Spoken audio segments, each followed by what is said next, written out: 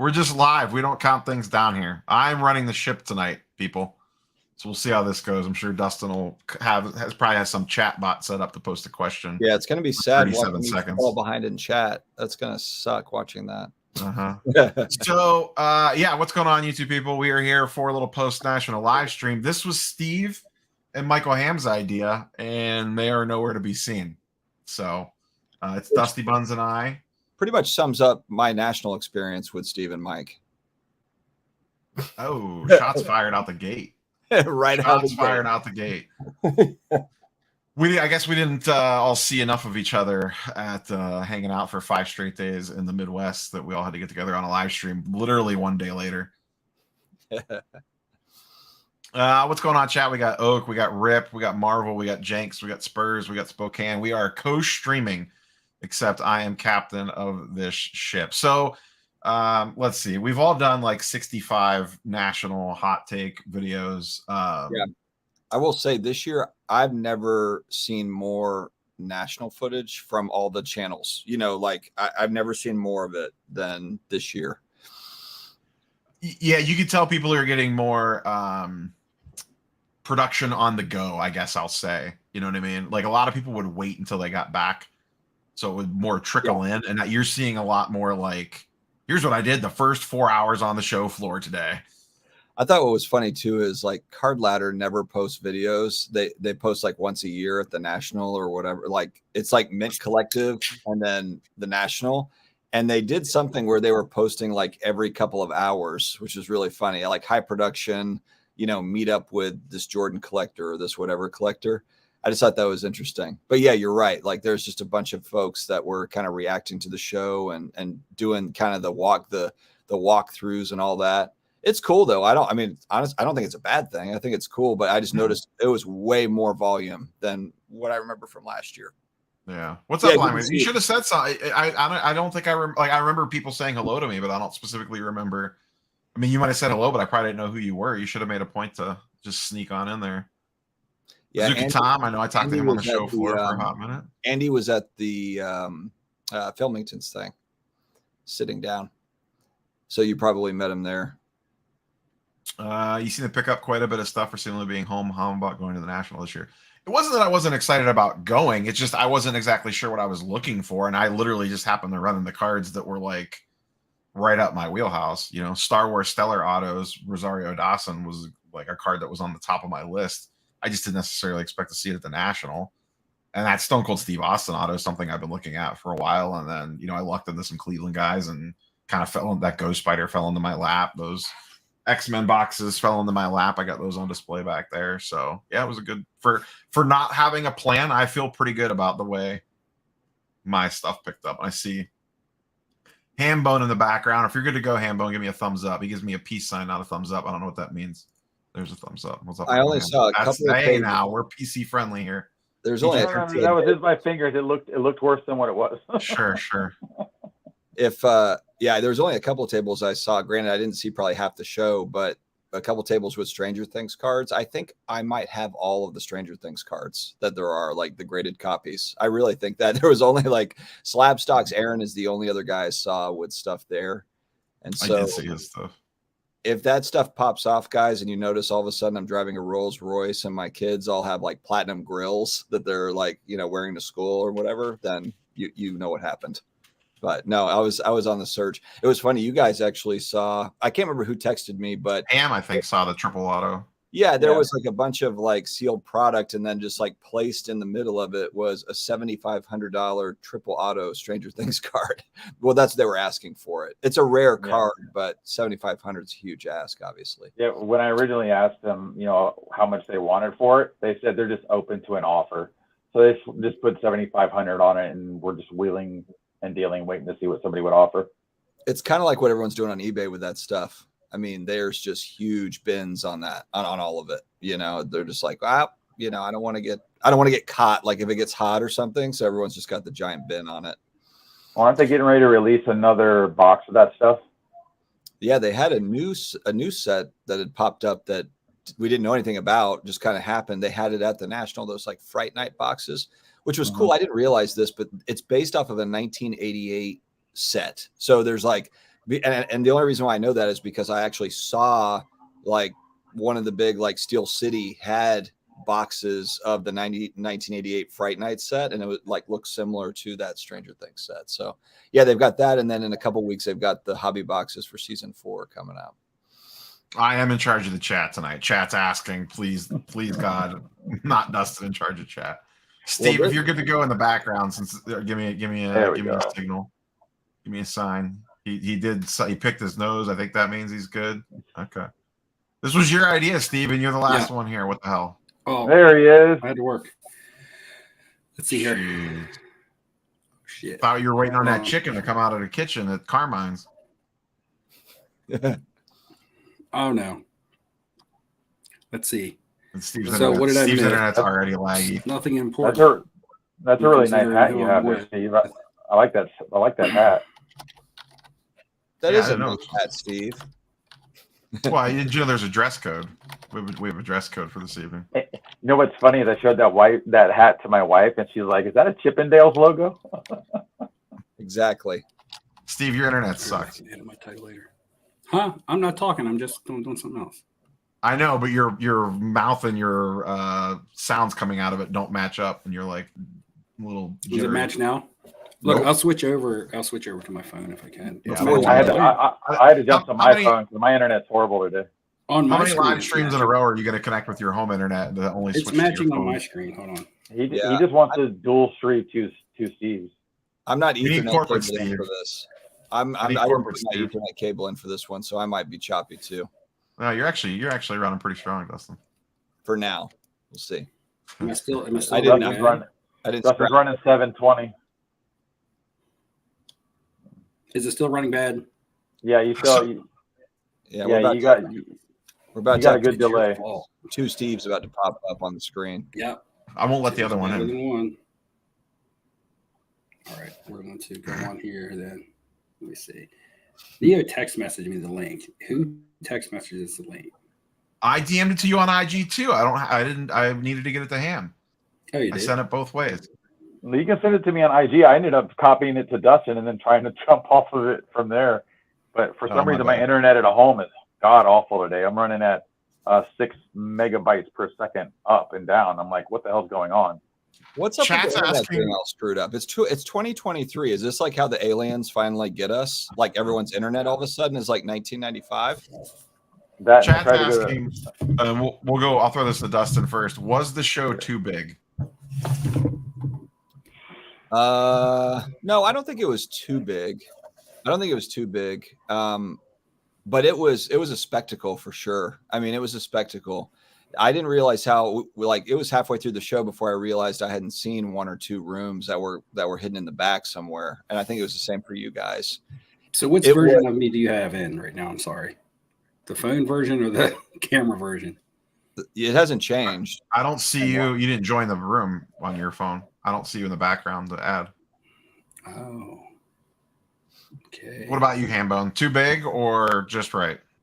If you're going for one day, too big, not possible. I mean, we were there for 5 days basically, and we didn't even notice that other section until the last.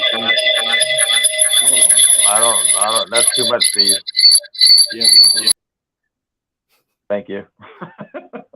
It's Steve's first time. All right, there we go. There's a new one now. Okay, now there we go. Yeah, this is corporate Steve. We brought in corporate Steve. Yeah, Steve went poltergeist on us. Yeah, I don't know what that was. Steve, now he's taking his headphones off. Are you good, Steve, or not? What's going on? Yeah, I'm good. Okay. Show too big or just right? Hey, just don't kick my other self out of the backstage so I can read the comments. Oh, I already did that. Yeah, I know. I'm running the show tonight. You're going to be fine with comments. What, show too big or just right? Wow, that's a good question. Yeah, like Michael Ham says, depends on how long you're going. There was actually a room we didn't even discover until our final day there, like the last hour. It was really big, really a lot of walking. Definitely comfortable shoes. I made the mistake of not wearing comfortable shoes one day. You should have watched some pre-national videos. I heard that was a hot tip. Well, I thought the shoes were comfortable, but they weren't comfortable enough for the amount of walking. So people were asking about next year in Cleveland. So I don't know that what the square footage different is, or area different is, but Cleveland will be better laid out. They already released the map. I tweeted it out and posted it on IG. Things will be much better laid out. It's just the IX Center, if you've ever been there, is just literally one massive airplane hangar, is essentially what it is. It's just a huge ass square building with very high ceilings. They have a Ferris wheel in there, at least they used to. So it's just one huge building. Everything's laid out very, very nicely, or at least it appears to be. That was I don't think it was too big. I just think that the show floor was very poorly laid out. Like, you had 2 corporate areas. Not all the grading companies were together. There was that. I assume the room you guys were talking about, you discovered on the second day, was like back where TriStar was. Like, Yeah, back there by the autograph. I didn't realize we're back there. Which, I guess I didn't realize this. That was the main entrance for general admission. That's where general admission came in. Well, I came in general admission the first day, and I didn't see any of that. Like, when I got down from general admission, I just felt like all of a sudden, all I saw was Beckett. Like, that's where I was. But I mean, after that, you know, me and Steve, we sold out, went corporate. We were able to walk through any door we wanted to, and so we would just pick whichever side we were going to basically frequent first, and then go from there. I could not imagine doing just one day at the National and trying to take it all in. Yeah, Anthony was the guy sitting with us at lunch. Yeah. I just, especially if you were trying to get anything else done, like if you were trying to get Rapper Redemption packs or do anything with grading or anything like that, I don't know how you could see that show floor all in one day, especially Thursday and Friday, because it was hard really just to get up the tables. Like, you kind of almost had to like hop in line and just kind of go with the flow down a row if you wanted to look in showcases a lot of the days, let alone if you're the type of guy that wants to, or girl that wants to dig through like value boxes and stuff. I didn't touch a single like 2-row or anything like that other than looking in showcases. I just don't know how you'd see that building in one day, or the people that said that they saw the whole thing in one day. I don't know what they were doing to get that done. It was nearly impossible. Also, I don't think that it was like, I know that like the AC wasn't great Thursday, Friday. I wasn't there Wednesday, but I feel like people were making, like, giving the impression that everybody was like almost dying, like sweating, and people were about to pass out. It wasn't that hot to me anyway. I mean, it was warm in there, but there was like 100,000 people in there. I mean, I don't know. It wasn't, to me, I didn't see anybody like, you know, about to fall out from the AC. I get it was a little bit warm, but people were saying the AC was broken. It wasn't broken. It just couldn't keep up with the demand of people in there is really all it was. Yeah, Wednesday was bad because people were still setting up, so the doors were open. Yeah, so the garage door was open. Yeah, that was like that 2 years ago when we were there. Same thing. Saturday was nice. I thought Saturday it wasn't like, you know, it wasn't 60 degrees in there, but it was perfectly comfortable in there on Saturday. And I heard Sunday was dead. Sunday was dead, and it was very cold, and it was very nice. Oh yeah, you two guys went in on Sunday. Were people fire selling on Sunday morning? I didn't notice it, but people were still selling a bunch of stuff. It was from a relaxing standpoint of getting to walk around and just kind of enjoy it and see stuff. Sunday was the best day, but you had vendors already starting to shut down. And you could definitely tell it was winding down. Some people didn't even show up for the last day. So you do get that disadvantage, because I think your big days are definitely your Friday, Saturday, especially anything vendor driven by any of the big companies. That's when they really turn it on. That's when they, you know, what I like to go for, a lot of the giveaways, the entries, stuff like that for the daily stuff. And I noticed that Friday, Saturday was the biggest impact for those vendors and doing those things. Yeah, it seems like the feedback just on social and stuff is that dealers had good shows. Yeah, like the cash it wasn't just that it was busy, the cash was indeed moving.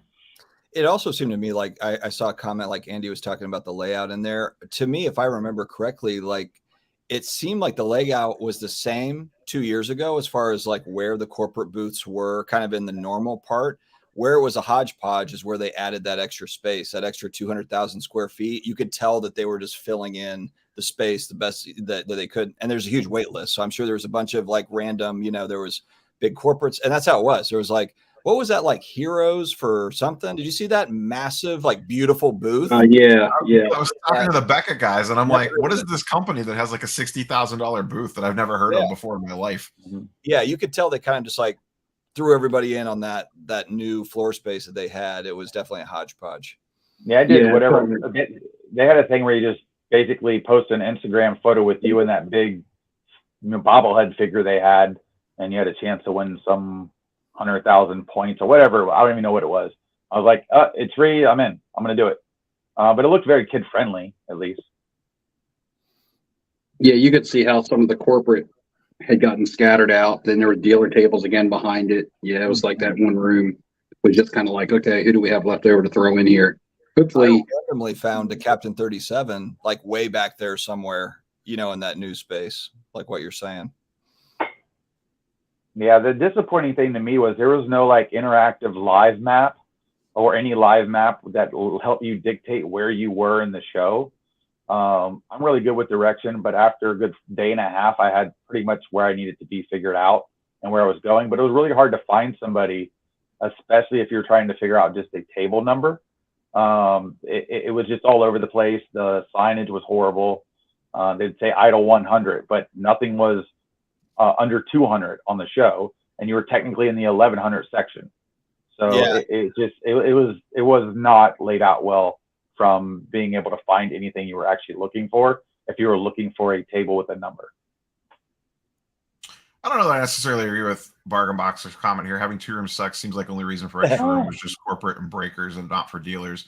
I mean, there's always been a huge breaker pavilion. It just moved. The breaker pavilion kind of broke up the old section of the National with the new section of the National that they expanded out. So you kind of had to walk through the breakers pavilion to get over to the other side.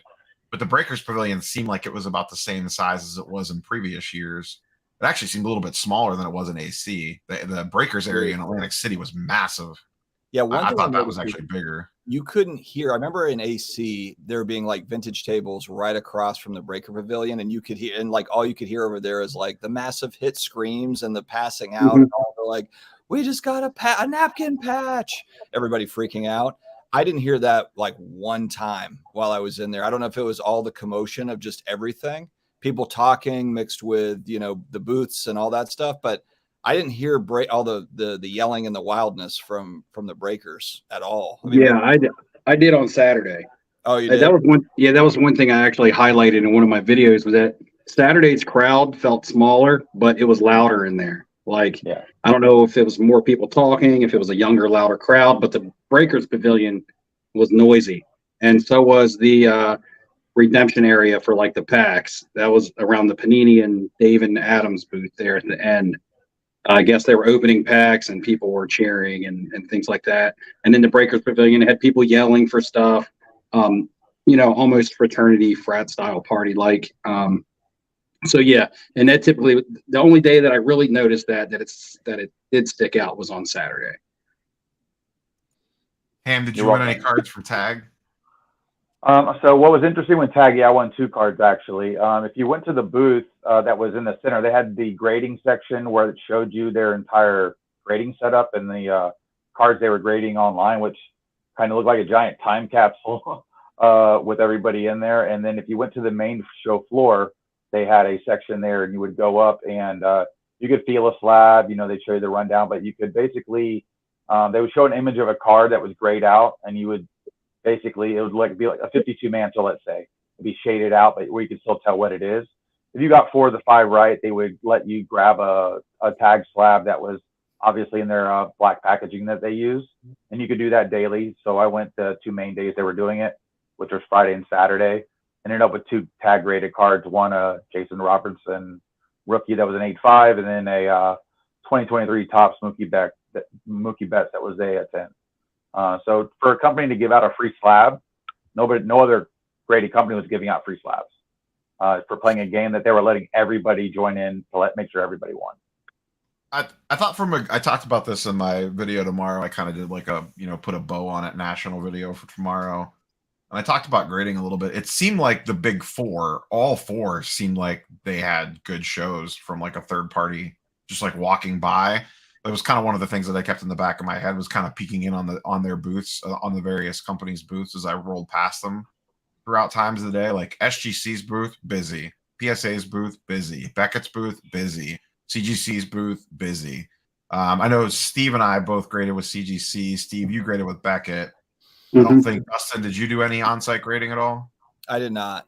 No. Ham, did you do any on-site grading at all? Okay. No. CGC, once again, I talk about this tomorrow, but I thought, Steve, I thought that experience was somewhat pleasant and easy. Like, they had the terminal or the computer set up. You just kind of walked up. If there was a line, you queued and they texted you to come back. Like, it seemed pretty simplistic. Like, you didn't have to wait in line at all because of the system that they were running. Were you able to walk right up, or did you have to queue in and then come back? No, I was able to walk. I was able to walk right up, and that was kind of the case with all. Well, I did all my submissions on the same day, and I went to Beckett first because they tend to get the longest line quickly, but we were in early before the public, so I was able to go right up there then, and then I went to SGC, and okay, so Beckett still has the paper forms. You're still filling everything out by hand over there at Beckett with a piece of paper and a pen and, white, yellow, pink copies. Okay, so you're filling everything out there at the counter. Then I head over to SGC. One thing that I would like to note about SGC is I felt like they were getting a lot of new business. When I was around, and they had the little laptop set up,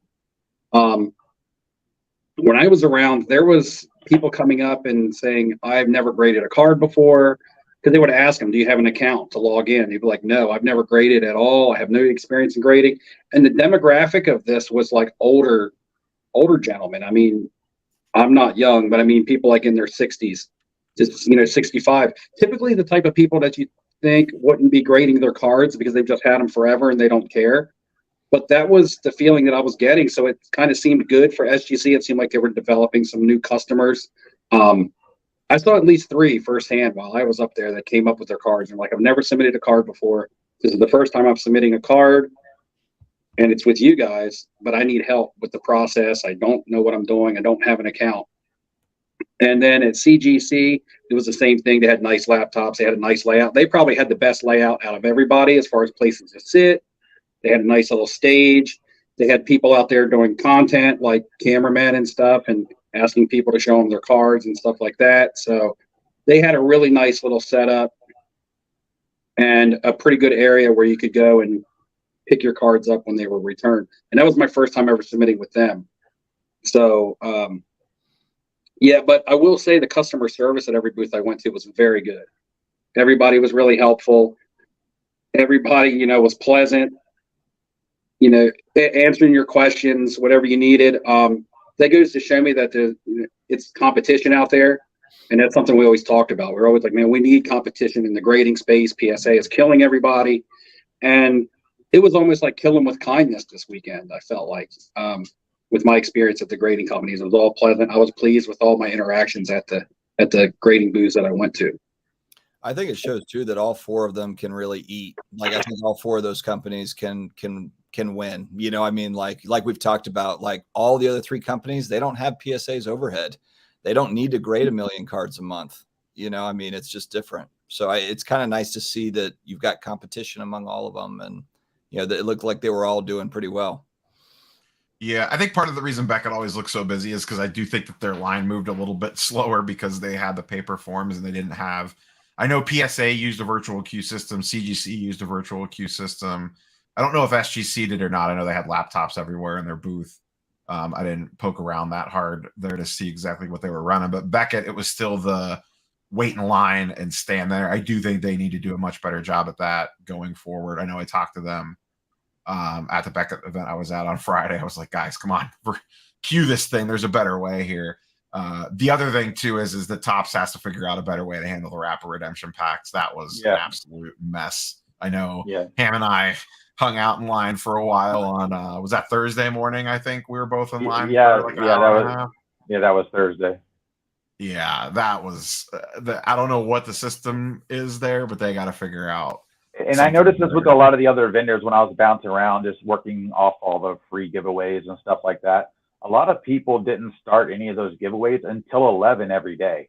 So I don't know what the process or thought process behind that is, because like you don't want to go there to try and get these wrapper redemptions, have to wait 2 hours in line and waste part of your day just to get one part of an experience out of the way that you feel like you need to experience. And once everybody gets in there, especially like Panini line and the top lines, those things just wrap around so far, so long, that it makes it hard to walk through those sections of the aisles to kind of look at all the vendors. You know, V Friends, Gary V's thing, that was busy the whole time. I mean, and then Jeff Wilson's area with all the kids, busy the whole time. Those two sections were always packed, and like it's just hard to move around. It's hard to understand what people are standing in line for. I thought Wildcard did a good job with their giveaway with the wheel spin every day. Again, started at 11.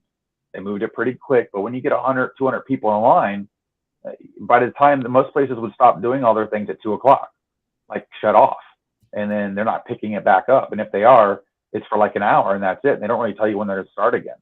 So my thing too is like when I went in, I didn't know eBay was doing their Zion case hidden thing around the building. Otherwise, me and Steve would have went hunting for Zion cases when we got there, because each Zion case contained a key rookie card of main people, including a Jordan, Peyton, Magic, Bird. So each case was associated with a rookie card, and they hid 10 of them. I didn't even know that was happening. Like I didn't see any advertising on it or anything. So I think a lot of things too is not knowing what's going on at the show for vendors. Isn't easily out there if you're not following everything they do on social media. And it would just be nice if maybe on the national website, you could look at vendors and then look at daily giveaways or events that they're specifically given in a group, versus me having to individually have to go out to every single company and try and figure it out. Yeah, that's a good point. If you had any sort of creative idea, I mean, like it wasn't getting out to the people. I mean, it was like, I guess the people that walked up to the booth, I mean, I guess there's enough traffic to where maybe you don't need a lot of marketing and hopefully enough people stop by or whatever, but so much competition there. I feel like you really have to work your booth there. That's what kind of struck me. You know, there's some people where they're just kind of sitting back. Now, granted, if you're kind of running a museum type table where you're not really looking to sell a whole lot, you're maybe a long time vendor that's more there. If you sell something great, but you're really just there to run kind of a museum and not sell a whole lot, then maybe you don't care. But man, I feel like, you know, the booths that really kind of got out front of their tables and were talking to people in social with customers probably did really well. I don't think any of us lost 10 pounds. Dinner at Carmine's probably added about 20 pounds on, at least me, Steve. It's so funny. I weighed in today at work, and I'm the exact amount of weight that when I left. I was going to say, if they lost 10, I found all 30 of it. I was walking 20 to 25,000 steps. Oh, no, not a train. Am I able to? He has to meet that. The chicken parm from Carmine's I ate off of Saturday night and twice on Sunday, and I still had some left. Yeah, that was a thin Chicago crust pizza you ate, is what it was.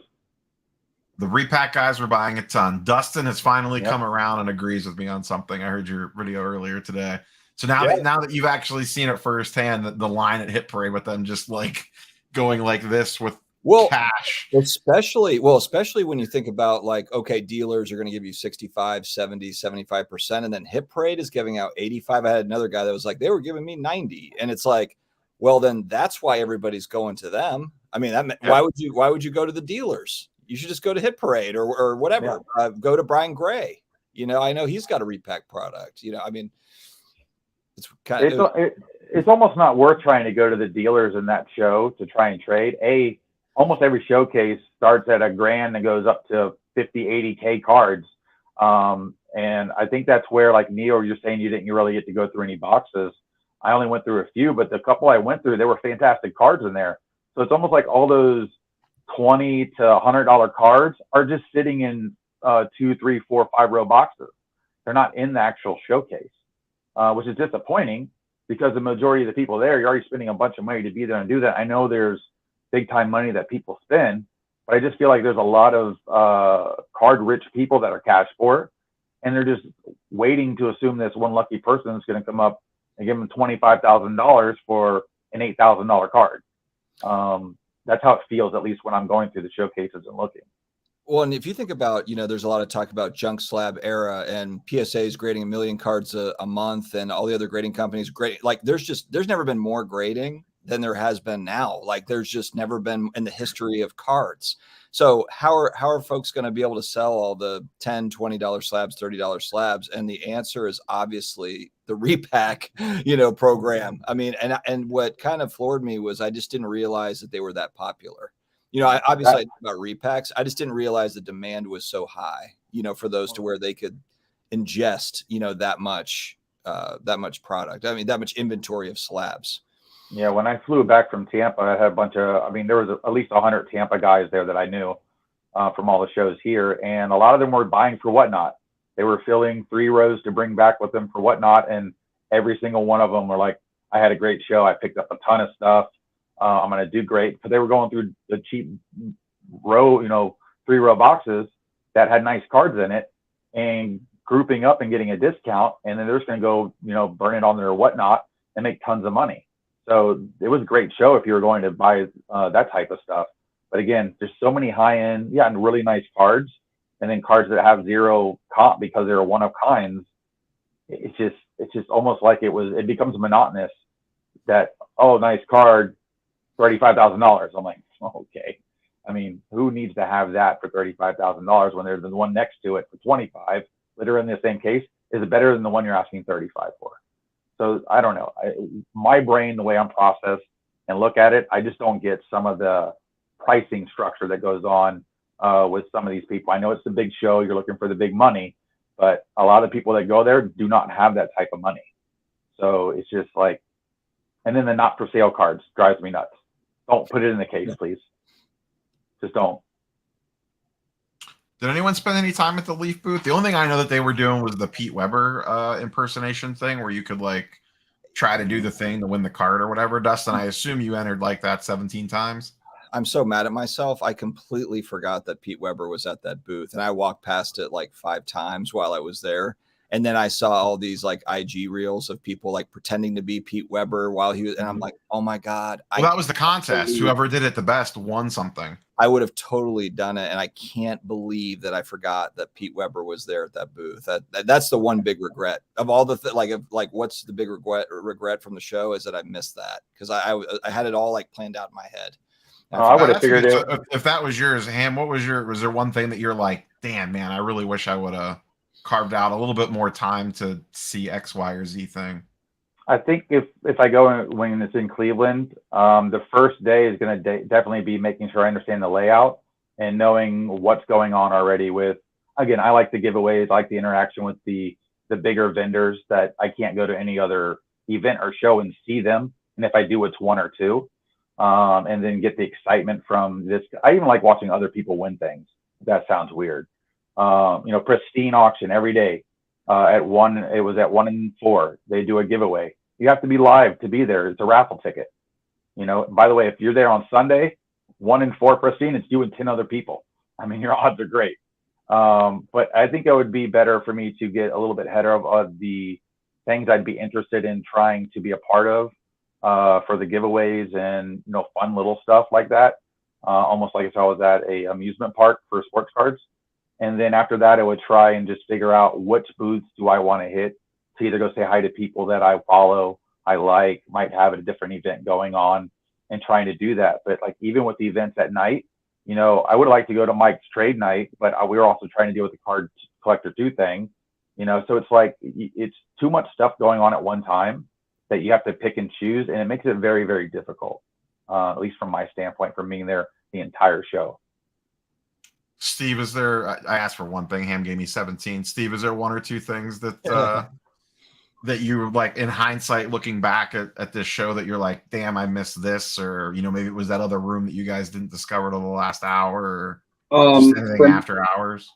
Well, for me, it's nothing related to the show. For me, it's just related to the area. I wish I would have been able to get out more and do things in the area. I was invited to go to a concert. There was another free concert in the park that was a Pink Floyd tribute, and I love Pink Floyd, but I had to miss out on that because of a trade night. So yeah, just some of the surrounding things. I would have liked to gotten out and seen more of the city and enjoyed some of the things that had going on. And going there, that was my initial plan. But then with that show just being so big, and it is somewhat business oriented for me, because I do go there to make some money and have a good time while I do it. And that has to be done at the trade nights because, like we talked about earlier, the dealers aren't paying strong. I guess you could go to the Repack booths, but you tend to do well selling, better selling to people at trade nights than you do in the showroom. So I had to pick and choose, do I go with Ryan and Paul, Ryan from Breakout Cards to the Avenged Sevenfold concert, or do I go to the Lowe's trade night where I have the potential to make myself some money? Or a 24-hour dinner. Right. So that, it just things were just really overlapping. And even though I would have rather had gone to the concert, I went to the trade night. It worked out for me. But that's just it for me, is not having enough time to see the surrounding area. I may never get back to Chicago again, and people may be like, well, there's nothing to see in Chicago. Chicago sucks. I don't know that. Maybe that's fair. But just like when we go to Cleveland, I would like to see things out there.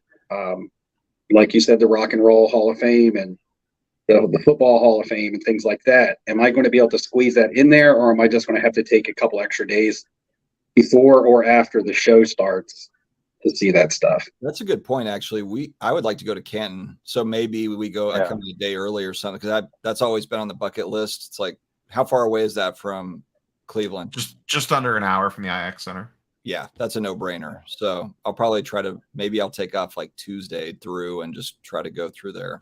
That would be something like so say you came into town Tuesday night, you could knock that out Wednesday morning. Right. Like, you don't need like a 12-hour day to go to the Football Hall of Fame. I mean, if you're going to read every little plaque and everything, but if you just want to get in and kind of move through it, you could do it in a few hours for sure. So plus an hour down and an hour back to Cleveland. It won't take me very long to go through all the New Orleans Saints Hall of Famers. It'll be a pretty quick walk through, and then I'll head out. And see, the people in the comments are already telling me how awesome Chicago is, and now I'm kicking myself in the ass even more now, because this is 2 times now. And last 2 years ago when we went, I wanted to spend that last day taking like a river tour and seeing the architecture and things like that. Couldn't get anybody to go with me. That was the day we busted the '89 Pro Set. But yeah, so now that's twice that I've missed out. So we'll see what happens in two more years, I guess. It was really hot in Chicago this year too. Saturday was nice. Yeah, but on the same time though, Steve, I thought you kind of really nailed it in one of your videos. You were talking about like, and even when we were at the show on Wednesday, you were like, I got to pace myself, man. I'm slowing down a little bit. I don't want to do, 14 hours of cards wall to wall. And then, we were all sitting at lunch on Saturday and we're like, shit, man, we got like 6 hours left and this thing's like over, like we're done. And I don't want it to be over yet. Yeah. Even though 3 days earlier, we're like, okay, we got to like take this slow. And then, when, I don't know when you have time to, squeeze in something out of the city. I mean, you can make it if you want it, but then if you did that, you'd probably just have FOMO about missing out something on the. Yeah. And like that first Wednesday, I had worked I hadn't worked Tuesday, but I had done a bunch of stuff Tuesday, flew out, traveled all day Wednesday, and then got there, went to the show. It was hot, sweaty, crowded. Wednesday was crowded too. And it was. Got back and I was just like ham. I was like, we're here all the way till Saturday. I'm like, we're going to get show fatigue, man. This is overkill. And then you're right. Come Saturday, I was like, damn, I should have stayed. I should have flew out Sunday night or Monday morning. I was like, I should have saved myself this last day. After that, it was just a blur. And with that being said, that was my best card show experience, was this national. It beat the 2022 national in Atlantic City. It beat the 2021 national in Chicago. It beat Culture Collision in Atlanta. Yes, I set up as a dealer, and that was an amazing experience. But besides that, in terms even of that first Dallas show around, are you talking about just like all around experience, or based on selling cards, or what? The most fun I had. Oh, okay. Yeah. It was the most fun. And I didn't take my Pelican case with me hardly to the show except for one day. And it just I just enjoyed it more. I don't know. Maybe it's because I'm a little more experienced on the show scene. The people made it great. You know, not just my friends like you guys, but the people from the comments like made it great. And I spent a lot of time talking to people, and that was some of the highlights of my trip. It was just so fun. Like that last day, I remember not regretting being there a single time. I even almost got my flight changed to Sunday night. I was talking to Ham that morning, but I did want to come home. I did miss my family and things, but I had a blast. It was be difficult for me to compare this one to the first Chicago National, but they'd be very close together. The first Chicago National, I agree with you. I think overall I had more fun at this show than the first Chicago National 2 years ago. But there is kind of something about that one being like the first one, and that one felt a little crazier. And it was also kind of like the first real thing post-COVID. Yeah. You know, and like that was the first show that I met a lot of people that I talked to online in person. So there was like that first, you know, oh, I got to meet this person for the first time finally, or that person, or it was the first real social interaction after being in lockdown for 2 years.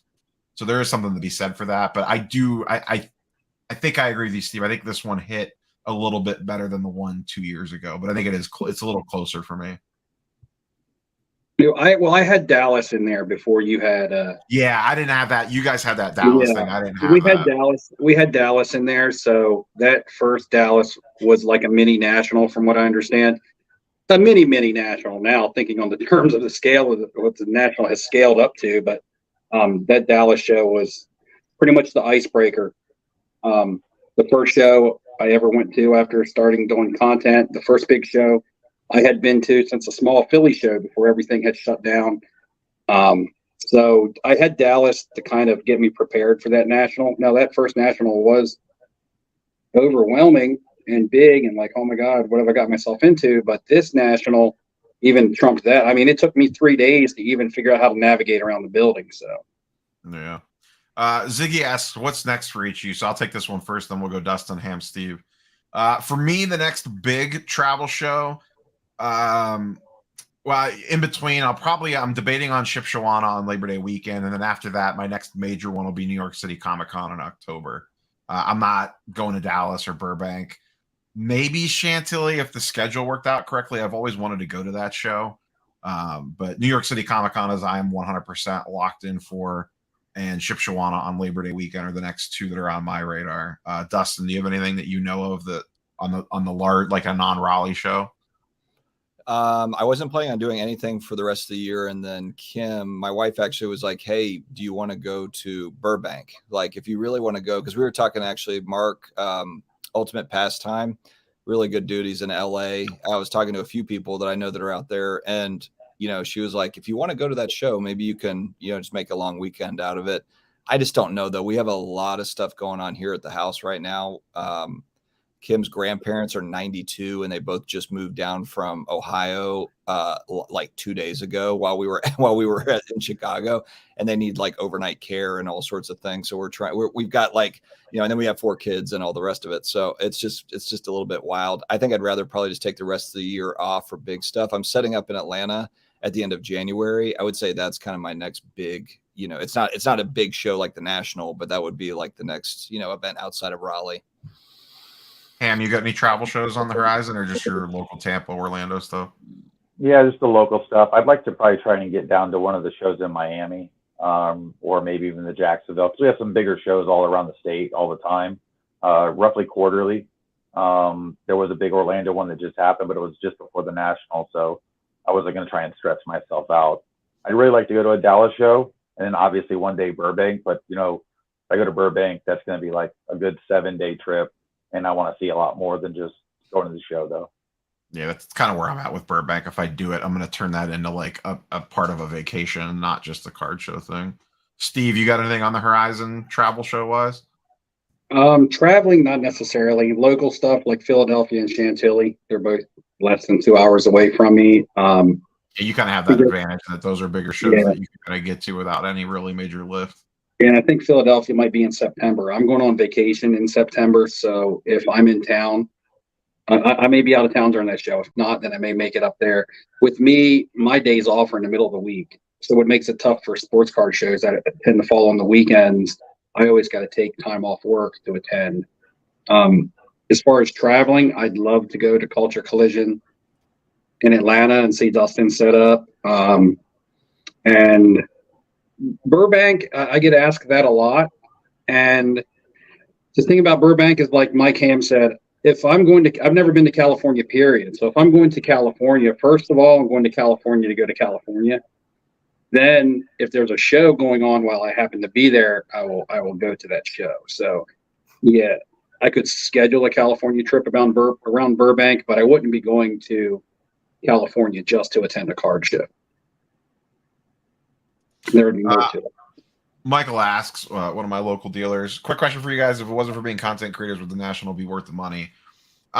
If I wasn't a content creator, I would still go. I probably wouldn't go for all 5 days. I would probably do like a day or two in and out, especially if with me being, you know, in the Midwest, it's easy for me to drive into these, even if it's just for a day or two. I don't have to book a bunch of flights and stuff for Chicago or even Atlanta, or even when it was in Atlantic City. So I would probably still go, but I don't know that I would spend Wednesday through Sunday there. Dustin, would you have any type of different take on that? I think it depends on kind of how you're operating. If you were a sometimes collector where you buy a handful of cards a year or something and you're in and out and that sort of thing, then maybe it's not worth the money. But if you're, a flipper, if you're buying and selling cards, and even if you're, I would say, a really active collector, there's some dealers that only set up at the National. So it's an opportunity to build relationships with folks that, aren't on eBay, and there are cards and memorabilia at the National that you won't find anywhere else, random things. And so it's an opportunity to go, and kind of see new things, meet new people. But again, it's super crowded. So I know for some people, they're like huge crowds. That's not for me.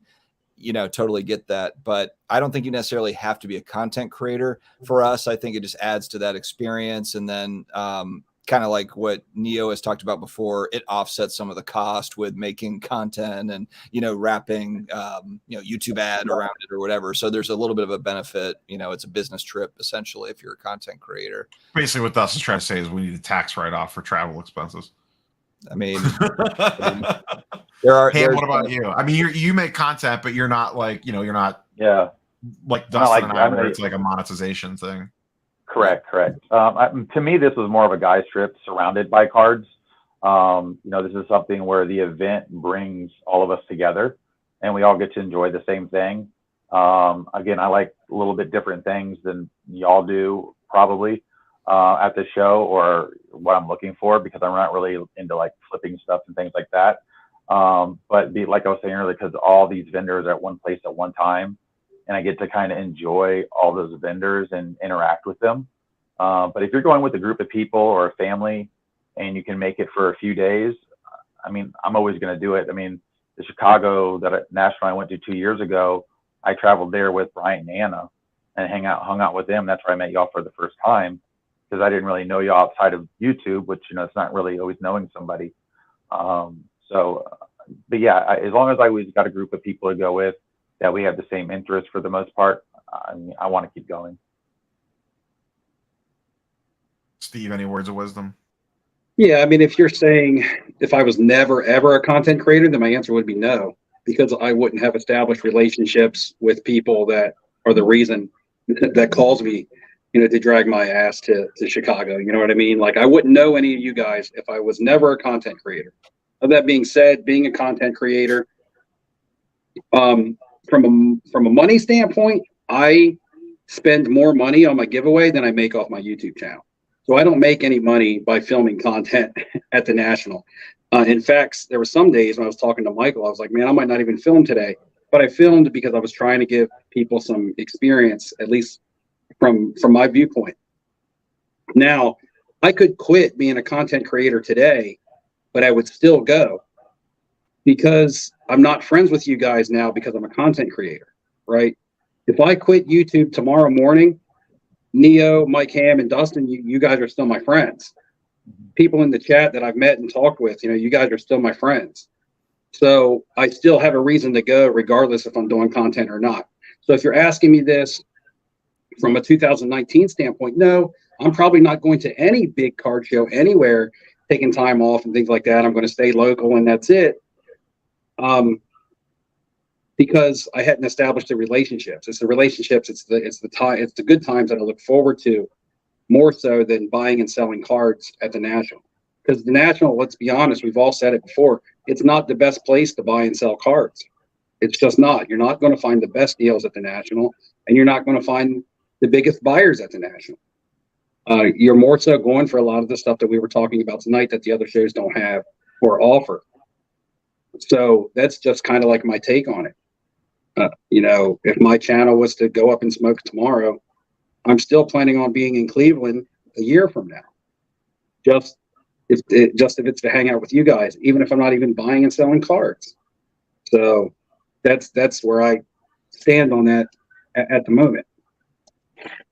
I would recommend to anyone, even if you're not in content or you're just like if you're watching YouTube content about cards, I feel like you're at least one level deeper than a casual. The fact that you're engaging in YouTube content, I would at least try to make one national, even just for a day, just to kind of say that you did it and saw it and kind of took it in. I think it's worth whatever that might cost you, depending on where you live. Pick one in the next couple of years if there's an easy one for you to get to.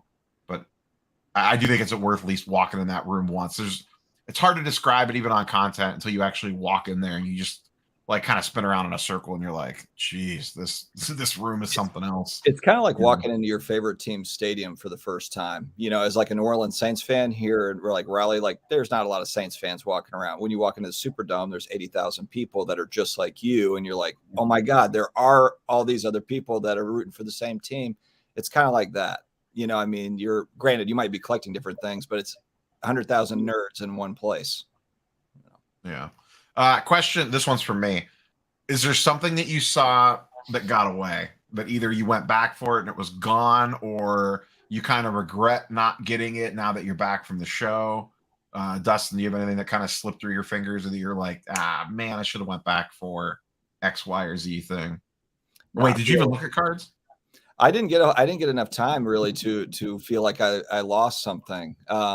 No, because I have a different plan and I wasn't ready. I had told you guys I'm looking to get into some bigger items, and I had just bought kind of a bigger item a couple of weeks ago. So I've got to kind of recharge a little bit. And so, for this show, it was kind of more of just take it all in, enjoy all the cool stuff. And if I do see something like the Brady's that I picked up, that's a great add-on, but it would, if I had bought 0 cards, it would have been fine, so it was cool. I just wanted to get the vibes and see what was selling and what was popular. I thought it was really interesting that it felt like there was more of the in-person autograph stuff out. And I think that's where, dealers kind of bring what they feel like is selling or is hot or whatever trending. And it felt like compared to last year and the year before, there was way more of that stuff from my vantage point. It just seemed like there was a lot of, and what I'm talking about are like the authenticated in-person PSA DNA or Beckett or whatever, autograph stuff. Long-winded. Anything that slipped through your pause that you wish you went back for? I was only really looking at cards, so. No. Steve, I know you got the big one that you were chasing for a couple of days with the dual auto, but is there anything that you saw that you regret not pulling the trigger on or went back for and wasn't there when you went back for it? Yeah, well, I don't super regret it because I don't know how rare they are. I was just kind of getting into some new things. I went back Sunday morning for an hour of the show before I had to hurry up and catch my flight. I had to try to risk it for the biscuit, but I still couldn't. I couldn't locate the booths that I was looking at these items at, and they were just signed checks. Like you see signed, see signed tickets, all kinds of stuff. You see signed bank checks from old retired players that have passed or whatever. And I saw one of Bob Gibson that I thought was cool, and it was slabbed by PSA, it's authentic and everything.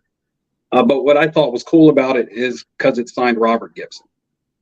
You see all of his cards that are pulled from packs. You see all the stuff that he signed in person at like sports card shows before he passed away or whatever. But and they're signed Bob Gibson. So I thought that this check, and there's probably tons of them out there. I don't know. I don't know that market at all. But to me, it felt neat, and it was slabbed by PSA, and it was like $100. So it felt neat and unique and affordable. And that was kind of hard to find. It's hard to find neat, unique, and affordable. You can find unique, but a lot of times it doesn't have that affordable tag on it. And then I saw the same thing that was a Stan Musial, but it was signed Stanley Musial. And I just thought that was cool because you see tons of Stan Musial autographs, but the Stanley Musial signature I've never seen. Now, people who deal in this type of stuff might see that stuff all the time. But to me, that kind of came off neat. But I didn't go back and buy them because, again, I am very inexperienced in that. I did buy one autograph that I haven't even revealed yet on my channel from one of those booths. But as far as cards go, I don't think I missed anything. I mean, a lot of the stuff that I want, I can get anywhere. So it's not like, oh, I missed it. You know, I want a nice Pujols. I want a Mahomes. I want just stuff to put away for the future. But that stuff was easy to come by at the National. I feel like I could pick it up somewhere else. But yeah, I got the Star Wars card. That was my big card. It's funny we all went non-sports. We all went like non-sports with our stuff because that is the stuff that's hard to find. Like the sports card stuff everywhere, whether it's vintage, modern, whatever. You guys went Star Wars. I've been buying Stranger Things or whatever, but it's because there's like a handful of sets or whatever, it's like, it actually is the stuff that you're looking for. Like you want a dual auto of whatever you guys were, numbered to 25, similar with what I'm doing. But yeah. So anyway, go ahead. Oh, you're good. The one card that I saw that I went back for that was gone, there was a Manny Ramirez Essentials Credentials. The dealer was I thought the dealer was a little high on, and I was like, oh, okay, I'll circle back to that if it's still there tomorrow. And I went back to see if they deal on it on Saturday afternoon, and I didn't see it in the case anymore.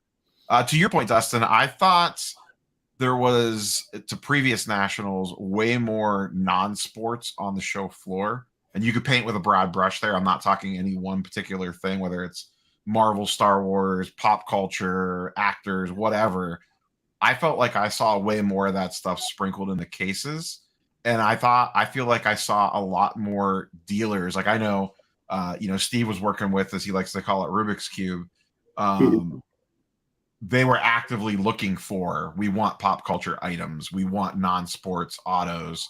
I saw multiple dealers actively or either had signs up or were like, saying like we're looking to buy or get into more of that kind of stuff. Did anyone either notice that or any other trend like that? Dustin, I'll throw to you first. I guess I just didn't. I didn't actually look at cards. I didn't look at I mean, honestly, it felt like a blur until about Saturday afternoon. And for Saturday afternoon, I spent about 4 hours looking at tables just consistently. Outside of that, Saturday afternoon, it was very inconsistent. So I was looking, but I wasn't focused and, I wasn't locked in on it. But that's actually a good point. It's an interesting point you're making about like last year before, seeing more of the pop culture, non-sports stuff. Cause I didn't see enough to notice really whether there was more or less, but it does seem to be a thing that is catching on. And of course, the Type 1 photos. Everyone's got the Type 1 photos. That's like definitely caught on. My God, it was like, I feel like last year it was tickets. A year and a half ago, all about the tickets, which of course are still tickets. But Type 1 through 4 photos. My God, like a lot. Yeah, I did saw a lot of photos. Not just Merle's booth, just in general. Yeah, just lots more. And did you notice kind of whether more, do you think there was more or less non-sports on the show floor or any other kind of like macro trends? I noticed more non-sport this year than the 2 years ago than I was there. And even at my local shows, I'm starting to see more of it pop up into cases or people having separate cases dedicated to those type of things because they're popular and people want them. And I think what it is those things are more collected than they are flipped. So they're harder to obtain and see because unless they come out of a collection half the time or somebody just hits it in a break, you don't see it usually come out. A perfect example is the card that Steve bought. I ended up buying a Bret Hart card from them right before I left. But that company doesn't put stuff on eBay. So you would never even know what they have because they just operate out of their shop basically. So and that's goes back to that thing where not every card in a case you're going to be able to get online because you don't even know they have it. So in that sense, going to the National and really looking at cases can be very important to find that one card in a case that you're not going to see anywhere else because it's either that rare or nobody's willing to sell it. Steve, I know you were specifically looking for some non-sports stuff. Did you think you saw more of it on the show floor compared to previous years? Yeah, compared to previous years. Now, in ratio to sports cards, it was still dwarfed a lot, Sure. but it was a little bit more. I'm seeing it a little bit more and more. And really, to be specific, right now, as it stands, it's just basically like if it's a popular character in a movie or a TV series, having that actor's autograph on that character's card tends to be the way that it is. It's not necessarily just, hey, a base card of this actor is worth money. It's got to be something special to it, like a signature. And right now, it's really just the main popular ones. And like Mike Ham said, it's the collectability of it. It's also a bit refreshing when you're in a room as big as we were in, or a building as big as we were in, with as many sports cards as we saw. When you would see something different like that, it would kind of grab your attention, because you're like, oh man, I've seen so many of this player A, player B, this sport, that sport. That's pretty neat. I'd like to take that home. You know what I mean? The last day, I went up to a guy who had a small showcase of pop culture cards and a few autographs in there, and he also had some sports. And we were talking about it. He was like, yeah, I'm really like some of the pop culture stuff. And so I started showing him some of my stuff. And I showed him a Topps Allen and Ginter Charles Martinet signature that I had. Now, for those who don't know, Charles Martinet is the voice of Mario, Luigi, and Wario on all the video games. And this guy was like, I have to have this card. Because I have to have this card. This guy is the voice of my childhood, you know? Yeah. I'm like, well, the last comp on it is like only $100. And he's like, I don't care. I will pay you full comp because I want this for my collection. And this was a dealer, and he gave me $100 bill for it. I had two, so that was fine by me. He gave me $100 bill for it. He didn't go to his showcase. He put it down into his case. I guess that would have been his collection. And he thanked me like 3 times as I was walking away. Thanks for letting me buy that card off you. I know $100 isn't a lot of money, but thanks for letting me add that to my collection. So that, just tells me that people can relate to these cards just as well as they can their favorite athletes. Like, I relate to Harrison Ford and Han Solo. And when I bought that card, I had a certain feeling about getting it. Well, it's a fun chase. I mean, if you guys each have a Harrison Ford autograph, and if you compare Harrison Ford autographs to Patrick Mahomes autographs, yeah, the demand might not be the same, but they're far, far more limited than a Patrick Mahomes autograph or a Tom Brady autograph or anybody. We're using like huge names. Go through, any of these, guys that are traveling around at shows and signing. So that's kind of a fun. I do it on the Stranger Things side with actor autographs. It's a fun chase because they do not pop up. They're very limited. The parallel versions are very simple. You don't have 50 shades of, blue prism or whatever, and, all these different varieties. It's literally like a handful of different options, and that's it. So they're not easy to find. It makes the chase fun. And before we breeze on, sorry, Neo, before we breeze on from the pop culture, there was the gas booth there, which we didn't talk about. That is a new company that's putting out some pop culture stuff, like the Arnold Schwarzenegger cards, and they had some TLC cards, they had some Ice-T cards, and you can pull autographs from their packs. You get like 2 cards per pack for like $50, like a 1 in a 5 chance of getting an autograph of one of them. And they're expanding and getting more and more artists and actors and things like that, to where they're putting out music cards, and they're high end. They look nice. They're nice cards. They come slabbed and sealed already. And I know that the Arnold autographs sell for over $1,000 on eBay, because you see them, and you can buy a pack of those, I think, for $99, but you get a 1 in 5 chance of hitting one of those autographs in their own card. So that was a pretty cool booth. I don't know if it'll gain much more or a lot of steam, but for somebody who likes that kind of stuff, I thought that, and I didn't see that booth again till the last day. And I was there for an hour that last day. I really got to just look at that booth for like 5 minutes. Did you buy any packs? No, because I didn't have time to open them. I was literally about to like Uber on its way. And it would have been too big. The box was too big to get in my luggage or to get in my backpack. I said to Ham, I was like, I'm going to open one of these, but I don't know where to put it. And I was like, I got to go. My Uber's at the Hyatt waiting for me. And some of those may pop up online, Steve, because I know they had boxes left when I left the booth, because I went back to that section over there. And I know they still had boxes of the Schwarzenegger stuff at least available. The only thing I know they sold out of at the show was the Tupac. Obviously, no autographed Tupac, but the Tupac prismatic cards that you would get in a $99 box. They sold completely out of that one for sure. The cards look really nice. So yeah, they did. I saw the Arnold one at Merle's booth. It did look. Merle pulled an auto. Yeah, he pulled an auto. Yeah. Yeah. The one thing I was gonna say about the pop culture stuff, to circle back to Dustin's point from earlier, like on the Harrison Ford, like there's kind of two levels of chase there. Like you can, just to use him as an example, I know Steve and I talked about this at the show. Like you could find a Harrison Ford auto for like $500 from like Leaf Pop Century, but if you want a Harrison Ford Han Solo auto, those are even way more limited, and those go for a huge premium. So there's almost two things going on of just getting the actor's auto, but then also getting the actor's auto in one of their iconic characters, depending on the length of the career. So it's kind of interesting to see that dichotomy between, I can get a Harrison Ford auto for $400 or $500 in Leaf Pop Century, but if I want him as Harrison, or if I want him as Han Solo, I'm looking at $2,000 plus.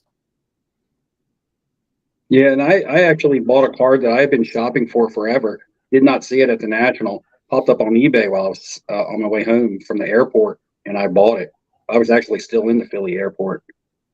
I bought on eBay, but it's a card that never comes up for sale, and it came up for sale after the National on eBay, and I bought it. It's like a 1 in 5,000 plus packs autograph. So we'll see it in the future. Everybody's waiting. What is it? What is it? I didn't see 2 guys got arrested for stealing. I completely missed that. Did that come on any of your guys' radar? I didn't see that on Friday. I did see the ambulance out front when I left for lunch on Friday multiple times. I'm not surprised by that. It was hot as hell in there. That's not surprising. It was just probably heat strokes. Yeah, but I didn't hear anything about anyone getting arrested for stealing. I mean, that's not surprising. You get 100,000 people in a room, you're going to get a certain percentage of bad actors. But it was just a misunderstanding between Steve and Ham, but we bailed them out, so it's all good. Yeah. Yeah, you didn't bail us out during the rain, though.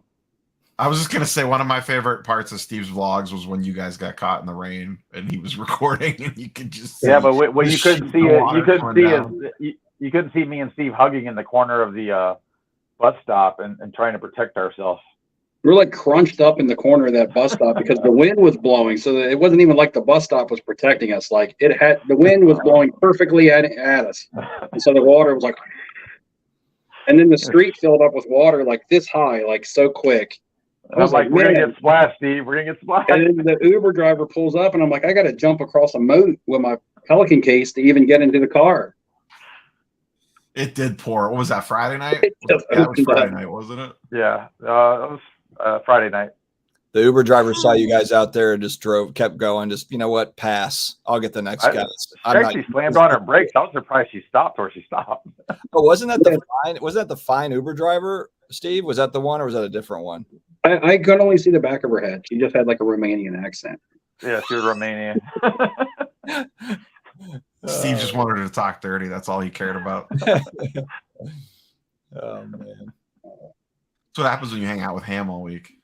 Yeah, shit happens. Big-headed Ham. Every time I go to film, Ham's big old head. Big-headed Ham. Popping in. Dustin, so the bunch of us went out to dinner on Saturday night, but Dustin blew us off. He was too good for us. That is not how the story went. But all I know is I sent a text and said, who wants in for reservations? And Steve was like, I'm in. Ham said, I'm in. Dustin went, eh. Yeah, well, I'm actually glad that I didn't because I did not realize it was going to be a reservation at 6:30 and you guys got done at 10. We get done at 10. We got done at 9:30. Yeah. 9:45. It was still daylight outside when we left that place. Yeah. Did you guys get kicked out because you closed the place down? That's what I wanted. No, the place was going strong. No, really. Steve had to take his hat off. Really, it was the Uber ride back from the restaurant. There was some sort of Yeah. event letting out nearby, and like we sat in that. Well, what's traffic funny for a is, long time. I remember telling you guys, I'm like, I'm not Ubering anywhere. And you're like, it's an 8-minute drive. It's an 8-minute Uber. It's no big deal. And I'm like, I just don't want to deal with it. I don't want to deal with trying to Uber back. And then, of course, it was like a 45-minute Uber drive back. We had to get up at 5 to rush to the airport to then sit at the airport for 6 hours on a delay. So I had to get up early for that. And so, yeah, it just didn't work out. I'm definitely putting that place on the radar for next time we're in Chicago. Is that food was legit good at Carmine's. Dustin had a can of mixed veggies. The first time I was in Chicago, I didn't spend any time back there, but this time I did because one of the party event things was back there. That complex, like behind the Crown Plaza next to the Aloft, there's like a dozen restaurants back there. There's like a pizza I place, heard about that. a bar, a bowling alley, a barbecue place. Oh, yeah, we did lunch there. Barbecue. Will's asking about the can of peas. Oh, I saw. I was going to pull that up next. The can of peas. Yeah, do you want to? Yeah. So my pasta, PG, Steve. I had peas with my dinner, like the night before, but then, Dustin also handed me a drink at one of the trade nights, and I don't know what it was, and I don't know if anything was dropped in it. So it didn't taste. Either way, Steve, take this. I just got a new one. Anyway, it was like 1 a.m, and I was super tired, and my stomach started hurting, and I was like, "No, just fight it till the morning." So I fought it and fell asleep. Fought it till the morning, and then the old Jolly Green Giant and the. Hey, listen, I thought those noodles looked a little weird that you're eating. I said that to you. That's all right. TCG Presence International. I saw a ton of Pokemon. I saw next to zero Magic the Gathering and other stuff, but there was a lot of Pokemon. That's another thing that was popular was Pokemon. There was a lot of Pokemon on the show. And it was moving. And the funny thing is I saw 2 dealers there that I see at the Philly show every time. I see in Chantilly every time. I think they probably travel the circuit. And they have transitioned their showcases from 90% sports, 10% other, to like 70% Pokemon, to like 30% sports. I noticed too, Gary V made his V Friends cards TCG as well. So that's now a trading card game. Oh, yeah. I saw people playing it. Yeah. Shock. There's been lots of questions in chat tonight about Cleveland next year. So we could talk about it a little bit, but I do plan on recording a video later this week, kind of laying out like the scene for the Cleveland National for people that I've never attended a national in Cleveland, but I've been to the IX Center before and I know the general area fairly well. The biggest recommendation that I could throw out there right now is to start researching hotels now. Just book something that you can cancel and get that locked in. The biggest thing is that you are not going to be able to walk across the street to the National. There are no hotels directly around the IX Center, and the ones that are super close suck. So you're going to have at least a 5 to 15-minute car drive or an Uber drive. And I mean, Cleveland has Ubers, but it's not like Chicago. So I have a feeling there's going to be like a little bit of a log jam for Ubers if you're relying on that. It can't be worse than Atlantic City. It can't be worse than Atlantic City. Going from the Borgata to the convention center every day and back every night and back. I have a problem with that because my wife dropped me off every day. Well, yeah, that's true. But basically what I'm saying is if you're going with a group of people, it might not be a bad idea to just think about renting a car. Like if you have a bunch of guys going, just rent like a van for the week or something, or an SUV to get back and forth. Just get an Airbnb. Would that be better than getting a hotel? I mean, sure, but you're still going to need a way to get to the Airbnb to the National. Like that's but that's what I mean. If people got an Airbnb and rented a car, then you have the whole. Yeah. But I don't know that there's exactly like a billion Airbnbs floating around the southwest side of Cleveland either, because you're not downtown. You're a good 15, 20 minutes with traffic from downtown Cleveland. So you can stay downtown if you want to. You're going to have to drive no matter what, like I said. So, there's a couple different areas around that are pretty decent. North Olmsted's good. Strongsville's good. Downtown's good. Westlake's good. And it's not like they're bad. It's not like they're not safe. Just that the hotels are a little right around the airport are very much like very low end. I need to stay here for 6 hours to take a shower because my flight got delayed or something like that. So, and car transportation is going to be extremely important. I'm also very curious to see, as we all saw, the trade nights got really out of control this year in regards to the amount of people, even Ryan's. I was already talking with some people today about like, where is Ryan's trade night going to be at next year? Because there's not a logical venue off the top of my head to house that thing, unless they do it at the IX Center. There could be a spot that they're not using in that, and maybe they just have it on site. They very well could. But also, hotel trade nights are going to be kind of like Atlantic City, because everyone's going to be very spread out from each other. So I think it's going to be much more micro trade nights versus like everyone is going to the Hyatt or everyone is going to the Lowe's, like Chicago kind of plays out. So sounds like it's going to be I'm doing a video specific on the Cleveland National, but my biggest recommendation is look at hotels now. Don't wait. I'll tell you something that I didn't bring up, and I didn't tell anybody about. Michael Ham, you were there. We got back to our hotel. It might have been the last night. Was it the night that it rained, or was it Saturday night? I think it was Saturday night. And there was 4.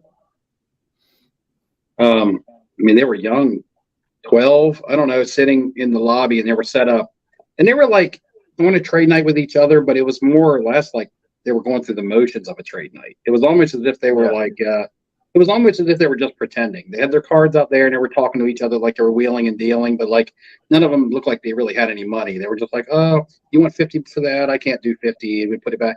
It was almost as if, when you're a kid, you play, I don't know, cops and robbers or something. It's like they were sitting there, but they were playing like trade night. It was like they're almost like they were role playing it. And a guy walked up to them, but he walked up to the 2 on the other side. I don't think he saw the 2 on the backside. And he was like, he handed the one kid a Tua Panini 1 RPA, handed the other kid, I think it was a Kenny Pickett RPA. And he said, here, these are yours. And he walked out. He didn't say his name. He didn't say anything. And he walked out. And those kids were in like tears. Their fathers were there. And they were like, oh, my God, this didn't just happen. That didn't just happen. Did this really just happen? And they're like, what? He's like, that guy just walked up to me and gave me this card. And the other kid is over there shaking. He's like, look, he just walked up to me and gave me this. And we're like, holy, he just gave him these quarterback RPAs and walked right out the door. It's genuine. It was crazy. Genuine excitement is what it was. It was just nice to see. The kids were like uncontrollable, like emotional, like it was like somebody just dropped $1 million in their lap. Yeah. I think all of us kind of talked about this in some shape or form. And I know, Dustin, you kind of led the charge on this. There was 1 billion kids at this thing. Like, I'm talking like little kids too, like 8, 10, 12, 13, 14 years old, like not, teens. Don't get me wrong, there was plenty of 18 to 25-year-olds, but there was a lot of 16 and under at this thing. One of the most popular spots on the entire show floor was the eBay / Market Movers co-sponsored kids trade zone. That thing was wild every time I walked past it. Yeah, because the one in between area you could barely walk through because of so many kids on the floor there doing their own little trade thing.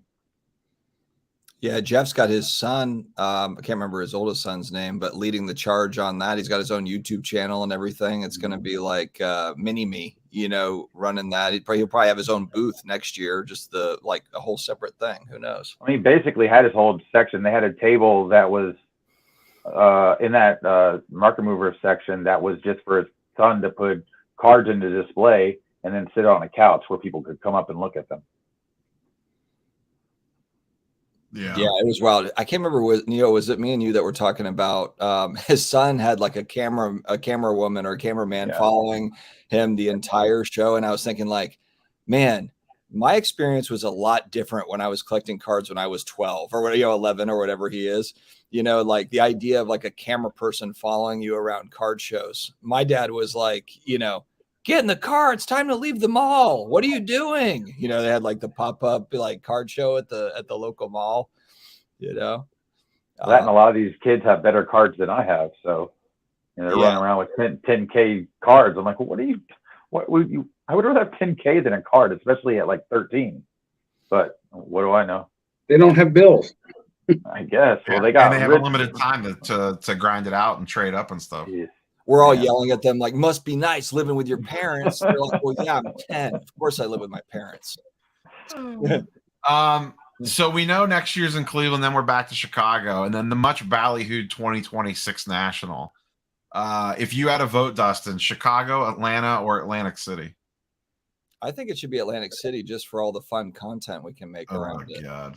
Ham, No, I mean, Chicago, Atlanta, or Atlantic City? I would say Atlanta, but yeah, go ahead. I would say Atlanta just to be a different place. And we can do it. Yeah. The only thing that I hated from flying into Coulter Collision was it's like a 45-minute ride from the airport where that was at. Well, I don't know where the actual Atlanta Convention Center is because it wouldn't be where Culture Collision is. That place is way too small. I assume they have an actual mega downtown one somewhere. I just don't know where it is. I'm not familiar with the area. I prefer it to be in Orlando. Well, that's not on the list. Steve, Atlanta, Chicago, or AC? So this will be coming out of a Chicago show, right? Correct. So and the following year we'll be back in Chicago. We know that 2027 in Chicago. So would you want to do Chicago 3 years in a row? Well, yeah, that's what I mean. That would tend to maybe start to feel stale a little bit. Even though Atlantic City had its cons, it was different. I would prefer not to be Atlantic City though. With that being said, I mean, just by process of elimination, I guess Atlanta. But I wish they would just come up with another city altogether. But if that's the choices that we have, probably Atlanta. My vote would be Atlanta too, just to mix it up. Even though that would be I would probably still drive it. That would be a further drive for me. I would still take it. If it was in Atlantic City, would you go? Because let's also remember, by then, Fanatics events, which we don't know what that's going to look like, will be in full force. Honestly, just hearing you talk about Cleveland makes me wonder about the Fanatics events. Like that, honestly, like the Cleveland thing sounds terrible. I haven't heard one thing about Cleveland other than like you mentioned, like the layout's probably not, like the layout's good. Cleveland will have, so Cleveland, from what I've been told from people that attended nationals there, Cleveland has the best space. Like being inside the room is the best in Cleveland, is what everyone has always ever said. But I know that aspect of it will be good. Everything else sounds terrible. Correct. Like Atlantic City without, all the drugs and threatening to get murdered every 3 feet. Yeah, Mike baseball card collector said that out of all the nationals ever gone to, the Cleveland space is the best one to host the show. Now, all the outside stuff, not having hotels close to it, that does sound like a horrible nightmare. Yeah. What would be your events comes with? Because if they come with some crazy ass show that's right around the same time, then who knows? It also depends if it's mixed. Like, are all my friends going to go to the Fanatics event and not? Yeah, that'll be where it starts to get tricky. Where's everyone going to? Yeah, so that first Fanatics event is going to be very interesting for everybody. Yeah. Dustin, we'll go around the horn on this. What is your dream location for either the national or Fanatics events? Like a large, obviously you need to pick somewhere that can host something like this. So you can't say Raleigh, but like what would be your ideal city to have something like this that makes sense? Yeah, for proximity, maybe Charlotte. Charlotte's a decent size. I mean, there's convention center's too small. They've got an international airport, they've got a giant airport and stuff. Convention center's not big enough. That's a nice size room, but it's not big enough for something on that level. I barely even got the answer out before you're fighting with me over it for 10 minutes. I would go Orlando probably with Ham because I've got a bunch of family in Florida, so that could be something to where like they can handle it. Plus, I could probably get some family together and go. So yeah, I'd probably say Orlando. 7-hour drive. Ham. 8-hour drive. Orlando, 100%. It can host it. It just hosts what's called ICAST, largest fishing show in the world, where everybody comes from literally around the planet to, and they have way bigger booths than what we deal with at the show and the setup for the vendors, and it holds that just fine. It's huge. It's easy to get to. There's plenty of hotels all around it. It's just convenient. I mean, I don't know the cities and I guess they're the logistics of it, but I mean, I would like it to be somewhere like I want it to be more centrally located than going all the way down to Orlando or staying all the way on the East Coast like Atlantic City or even Charlotte. Something like Nashville would make like sense to me, and that seems like a good city to have it in, and there's lots of other stuff to do. I would think it would be cool if it'd be out west, but I don't think that makes sense for the dealers. But I mean, like a city like Phoenix would probably be good too. But then you're getting out west, so I mean, you're trying to be like centrally located. I mean, Chicago tends to be the place, but you wouldn't want to go over to Detroit. I don't think. I'd like Nashville. I think that sounds like it could be a good place. So I have two answers, and one of them was going to be Nashville. I think Nashville would be a good city for it. It's got a tourism aspect of it that, like, if you wanted to bring the family along, that there's some stuff that everyone could do. Great food city, pretty centrally located.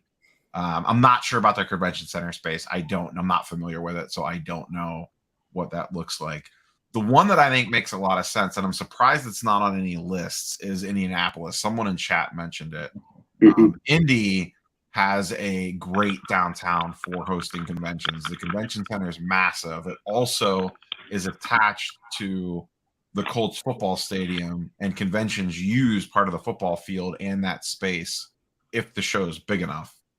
So I think that would be something the National could leverage. Like, imagine that you have the show in their convention center, and maybe all the autographs or the trade nights or something are actually in the football field, like in that building. I think something like that would be really cool. And they have everything's close together. There's tons of hotels. Downtown Indy is really good. I've been to Gen Con before there, and like the way everything was laid out just made a lot of sense from hosting a large show. I'm surprised that's not on the list, given the proximity. It's not that far from Chicago. It would slide right in to that. And I know that the space is plenty big enough, but Cleveland, to circle back to that, the show will be good. It's just that there's this extra wrinkle of getting to the show every day. You just can't walk across the street. Other than that, it's going to be fine. But that's just, I know a lot of people are used to, I fall out of my hotel and I'm in the National. That just won't be the case in Cleveland. But so. Anyone have any last minute thoughts? I know none of us want to go super late tonight, so we'll kind of wrap up here pretty quick. Dustin, any closing thoughts on or final bows you want to put on the 2023 National? No, I thought it was awesome per usual. Trying to compare it to the other ones, I feel like the Atlantic City would be the worst experience of the three Nationals I've been to, but even Atlantic City was a lot of fun too. So I mean, it just, I don't know. I am excited to see what Fanatics Events looks like, but I don't see myself not going to the National unless there's some dramatic change in how it like if Fanatics Events literally like same weekend and takes half the people away, which I don't think that it makes sense for them to do that for their own, for their own business. I don't see them doing that. So yeah, no, I thought it was great. It was good hanging out with you guys and, just the usual stuff. It was awesome. Haminator, any final thoughts? No, just, wherever you go, just hopefully they got good air and the layout's a little bit better. I mean, other than that, I had a great time. I mean, I enjoyed it the whole time. It's great to see everybody, and, it's just fun. I just enjoyed it. Again, like I said, it's like my little playground once a year that I can go and enjoy something and just hang out with everybody that has that like-mindedness to an event. Corporate Steve? Sold out. Bro, I was going to do the Vince McMahon walk, but after I added you, you should have come in through that door back there and come bursting through. I feel like no chance in hell. I feel like you changed, Steve. Over the last few days, you've really changed. Really changed. We don't know who you are anymore. Let's see. One of the biggest things that I get out of the National every year is being able to send somebody else. I think that's another big thing of why I enjoyed the National so much this year, because like how genuinely happy seeing Mark at the show was. You guys know, you were around him. He come around and hung around some, and he really appreciated it and enjoyed it. I was already thinking today that I was like, man, it's not going to be long before I announce that I'm going to do it again. And I'm hoping that I'm in that situation. I don't know where I'll be in a year, though. I don't know where I'll be with sports cards. I know that you guys will still be my friends. And we talked about. Is this a card retirement speech? Because I can't have another. Rat on my hand. Yeah. I'm about to collect my 401k, and I'm going to collect your Social Security. But Well, anyway, how many likes did you get, Neo? I don't know, I'm giving you the main screen for your retirement speech. All of them. Man, get me off that screen. Boy, I'm not talking. And okay, I'm back. How many likes did I get on this? What I was just going to say, my final take is that I want to go to next year's national. None of us know where we'll be in the space or, even in life then. So it's like, that's really setting it up. regardless of where it's going to be, I hope to be there. I plan to be there. It's going to be tough to beat this year's national. That's just the false expectations are going to be really high because this year's national was so good that anything less than 2023 could feel like a letdown. And it's going to be tough. That's a good thing. It's a good thing that this national was that good. This kind of next year is really high expectations. This is going to be a big dramatic setup where Steve isn't sure if he's going next year up until like the week before. It's going to be like, oh yeah, I've had my hotel for like 6 months or whatever. It's going to be well. You guys know just from us having general discussion that it wasn't till like a day or two before the national that I actually got excited. Oh yeah, we do know. I was on that live stream. Yeah, but I even called you. What's your thoughts on the national this year? But I even called you on my way to work. This wasn't a live stream though. This wasn't a live stream. I called Neo on the way to work, and I was like, "Dude, the national's in like a day, and it's just now sinking." I was like, "It's just now sinking in." Last time I tried to call you, Neo, you texted me back. I can't talk on the phone right now. So, but yeah, it was like the national's like a day away, and it's just now setting in. I can't believe I go to work today, and then I like fly out. I'm like, it just all of a sudden was like boom, and all the buildup of me feeling like, man, I'm not that excited, to where it was actually the best show I've ever been to. Because if somebody would have told me going into it, I'd have probably been like, no, my first national, my second national in Atlanta are probably all going to be better. That's just how I was feeling. And I was wrong. And I'm glad that I was wrong.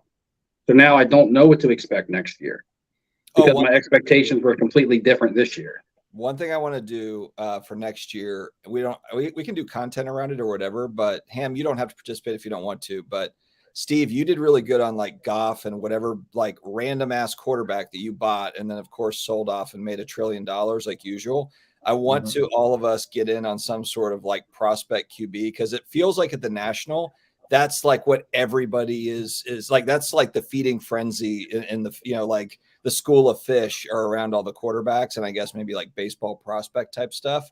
So in December, January or whatever, I'm going to stock up on some football QB prospect type stuff and like just for the national, just as like a side project, just to bring it to the national.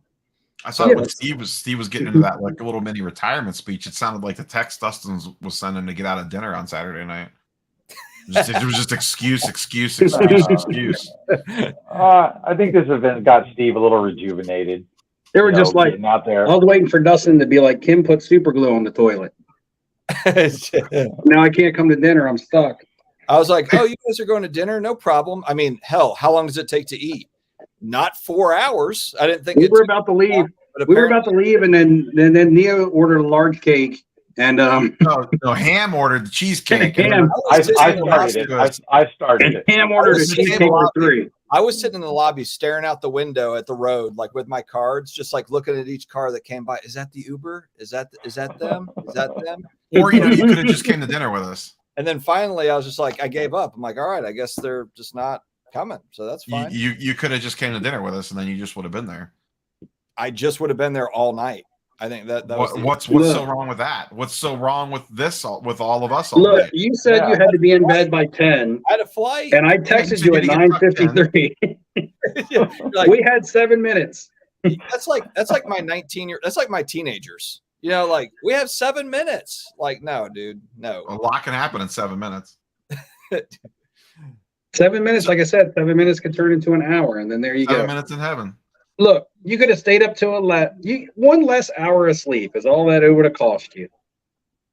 You guys could have also done a 3-hour dinner instead of a 4-hour dinner. Could have also done that. You control how quick the food comes out. I'm not in the kitchen. I don't think it was 4 hours. Steve's chicken took 35 minutes just to prepare. Yeah. Steve knew you were on a time limit. Listen, here. Steve knew that you wanted to meet by 10 o'clock. He looks at the menu, and on the menu, he orders the chicken. and specifically on the chicken, it says this will take 35 minutes to prepare. It had like all these directions on. This is going to take Who got their food first? Who got their food first? Let's not. I'm not mincing words. Hold on. Whose food came out first? Mine. Come out first. Yeah. I like when they set down that your plate of chicken and that thing of chicken parm. We all looked at each other like, "Holy shit! What the hell did we get into here?" Neo's medium pizza. that was the biggest piece of chicken parm I ever seen in my life. You guys were like, "My God, I am stuffed. Let's order an entire cake and sit here." We were good, and then the table next to us got a piece of chocolate cake. We all saw it walk by, and we all looked at it like we'd never seen food before, and we're like, Look, wow, we're all ordering dessert now. I didn't order dessert, man. I was good after my meal. I was good. I was shuffling the cards in the lobby, memorizing the cert numbers, just like looking out the window for you, and just no, you guys were stuffing your faces. So that's what happened. All right, one last thing, and then we'll close this puppy out. So, I was reading Bob Big Boy's comment about the Goffs. Steve, there's been a lot of chat recently about it's all going to zero and all this and that, but I think we can all agree coming off the national that there's definitely still a lot of money floating around. I don't know, how do we each kind of just generally feel about the state of things after spending 5 days in the Super Bowl of cards? But it definitely didn't look like the hobby's dying anytime soon or any of that nonsense. Be right back. Work around again. Yeah, I saw the national. I think it was Ray posted something about it being the most attended card show ever. So there was that, like, was it bigger than Anaheim or whatever? They announced that it was the most attended card show ever on IG. And it certainly seemed like it. I mean, it was a spectacle. It was unbelievable. Yeah. And I guess we'll never know like how much money was actually spent, how many people were there trading, how many people were just there to look, how many people were just window shopping, or just there for autographs.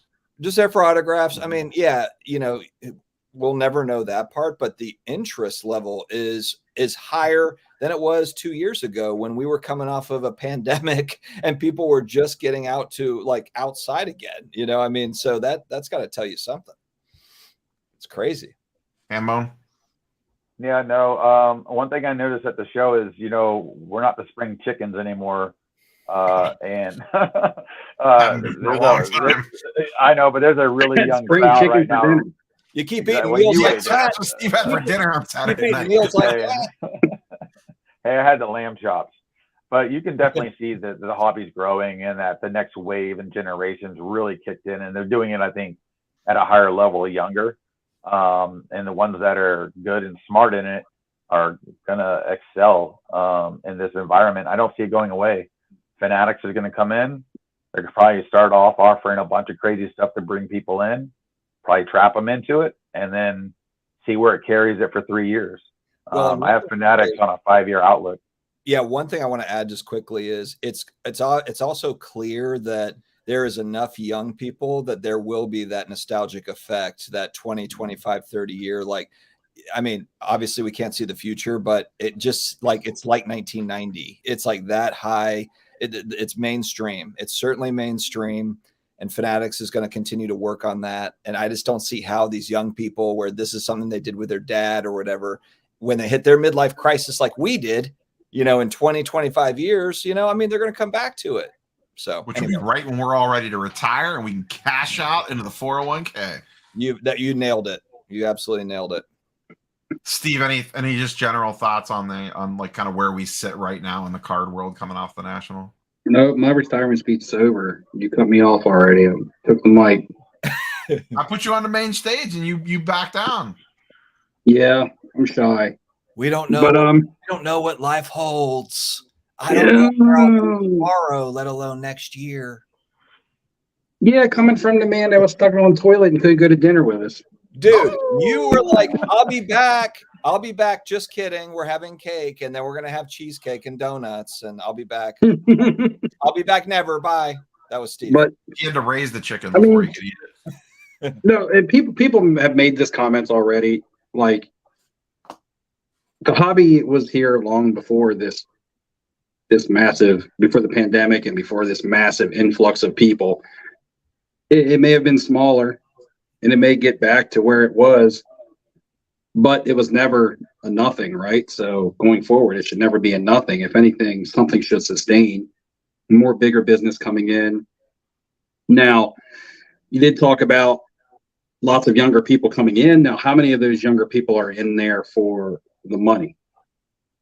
And how many of them in it for actually wanting to collect something? I don't see a lot of that, honestly. I think it's a trap. I think it's kind of a trap that they can get in with that intent of making money and then end up liking something enough to want to collect it. I think you've seen that a lot. To Ham's point, though, I think you kind of seen that like evolution over the years with a lot of people. They come in for the flip, and the ones that stay still do the flip, but also kind of fall into something that they're like. But if we had eBay when we were 11 and 12, we'd probably be the same. You know, if we had kind of all the access that these like this generation has, do you think that we wouldn't try to sell cards? I mean, we tried to trade cards, and then we tried to, you know, so I just think it's more of just like an internet thing, you know.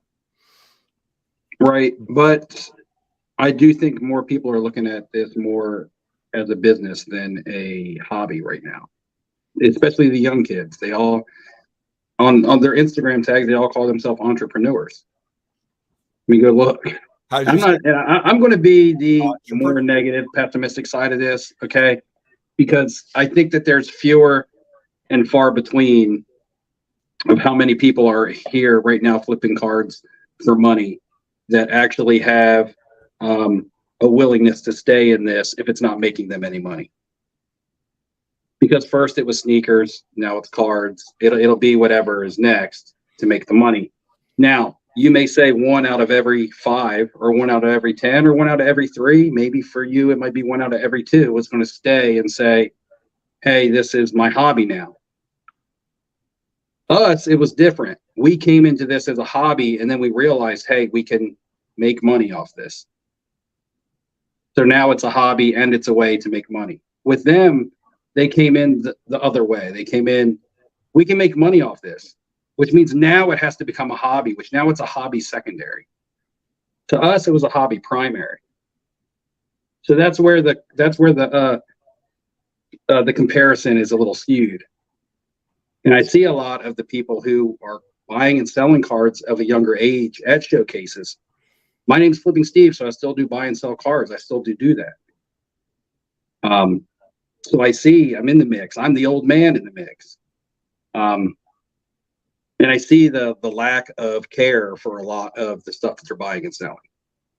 The lack of attachment, which means there's not really a collectability. And right now, even if there is something that you want to collect, it's hard to do it without money because everything's expensive. And a base card isn't collectible. So that's just kind of where it is. If you're not coming into this, if you're not doing this to make money right now, it's hard. It's hard to be a collector. Ask these collectors what happened in 2020. How many of them were actually, you know, old schoolers that were up in arms about it because they're like, flippers are ruining my hobby because now I can't afford anything. So that's just the way that I look at it. I don't feel like a majority of the people that are buying and selling cards of the younger age, I don't feel like the majority is in this for a long time hobby to be a collector. I'm not trying to sound like the negative person in the room, but that's just my observation. And I might be way off, but that's just tends to be what I see. And somebody else may see it completely different, and that's fine. Sheesh, Steve just in here. Now Steve, would you 5 levels? You made me. Pokemon. So Pokemon is more collectible than sports cards, correct? At this point, I would say definitely. So in 5 to 10 years, is Pokemon 50% of the hobby? So they come out with new sets all the time, and people chase everything. I mean, I think at that point, you're just talking about card collecting rather than sports card collecting. But going back to what Dustin was saying with nostalgia, these people that are young, most of the time you hit college, you get away from it, and then you come back into it later in life. And they already have that instilled in them more Pokemon than they do sports cards. Yeah, a lot of it's these a people. lot more Pokemon. I mean, the fact they don't have serial numbered cards and they have 50 new sets that come out every day. I guess the one thing I worry about with Pokemon going back, starting a couple years ago, is just overkill. You know, do people just get finally tired of all of the damn sets? I mean, they're facing it now. Neo would know better than me, but with, what is it, Scarlet and Violet? There's kind of a little bit of like overkill, a little bit of a feel of like, you know, not, it's just, it hasn't been like trucking along the same way as it was, but Neo would probably know better than me. No, you're right. But that being said, I still have stacks of Pokemon cases sitting right there Yeah. that I feel pretty good about for what Ham was just talking about. Like all these 10 to young 20-year-olds that are heavy in the Pokemon now, and then maybe they all dip away from it for about 5 or 10 years. And then they come back in their 30s, like you were talking about earlier, Dustin, and goes, oh man, I really remember when I used to be big into Pokemon back in the Scarlet and Violet and Sword and Shield era. I really want to rip some of those boxes. Kind of like what happened to us or me. You know, I'll use me as an example. It was really cool ripping Marvel cards when I was a kid for, you know, $50 a box. And then I turned 35, 40 years old, had money to burn, and said, oh, let me go back in time and rip some of those Marvel card boxes. Except now they're, you know, all of a sudden the supply gets eaten up real quick. And now they're $500, $600, $700 a box. Because that time's kind of gone on. So I could see something similar like that happening. I know we're talking about Pokemon versus sports cards here, but there could be a similar thing. You know, what was one of the hottest things at the show? 90s inserts and refractors. Oh, yeah. We get to a time 20, 30 years from now that it's like, oh, man, I can't wait to get that My House Luca Optic Hollow. I'd rather have that than his rookie card because it was a short printed insert or something like that. You know what I mean? Is there a day I think when people are chasing weird inserts that right now you open a pack? Because what do we do right now? You open a pack and you get some random insert of, I don't know, let's say Giannis, and all what could be an all-time great player. It could be a rare insert, but it's not a Kaboom or a Downtown, so they get it and they're like, whatever, you know, and move on to the next thing. But is that going to be one of those things that in 30 years everyone's chasing 2020 low pop inserts? I mean, who knows? I think it's going to be Prism. I think that's going to be one of them. I mean, maybe Topps Chrome, obviously that's going to still be around and be very popular, but I think there's going to be kind of especially if Panini fades a little bit and loses the licenses and all that stuff. I think it's going to be that 2012 to, you know, whatever it is, 2023 or 4 or whatever. I think I'm not saying everything, every player, all that, but I think there's going to be some, you know, because that's what everyone has been chasing for a decade. So it'll be interesting. But there also has to be some rarity tied to it. Like when we talk about the 90s inserts, I mean, realistically, it's not all of them. It's the ones that are rare and they got to have some sort of decent grade on them. They can't just be shit grade. I mean, you know firsthand, because you had that Michael Jordan Scoring Kings. First of all, it's Michael Jordan, so it's going to be the most expensive one. Second of all, what were the pack odds on that? Yeah, they were like one, I think you got like one Scoring King per case or something. Yeah, so that's the case hit. So you're comparing that to today's Kaboom. So, you know, that's a case hit, and it's graded in an 8.5 that you have, runs a value of about $900. So, again, it's going to be rarity. It's not just going to be a My House out of a pack of Optic or something. It's going to be rare cards that are in good condition and things like that. When you start talking about things like Scoring Kings, you are talking about Downtowns. You are talking about Kabooms. So it's just the players that we relate to. So people are buying Kabooms and Downtowns and whatever the other one is that we don't talk about that much. What's the third one? There's another one. Anyway, those are expensive now, like really expensive now. So, you know, if people get nostalgic about them 20 years from now, is it going to drive the price up? There's going to have to be a decline between now and then, you know, which means it's not a good time to have them now. So I don't know if you just relate it along the same lines of the Michael Jordan Scoring Kings that you own and sold. That's just kind of, I just think that's a good comparison. Also, Hobby News Daily is comparing Pokemon and Stranger Things. That's the biggest like apples to oranges comparison ever. Pokemon is a 25-year-old trading card game. Stranger Things has got 5 sets out, or 5 or 6 sets out. So listen, you two can have your war between your two. Yeah, you don't need to bring that into my chat. I know that was like throwing the bait out and looking for something. Yeah, I look forward to multiple response videos from both of you. We'll go ahead and wrap this up here because we're all tired and we all have to go back to work tomorrow. I took today off as a recovery day.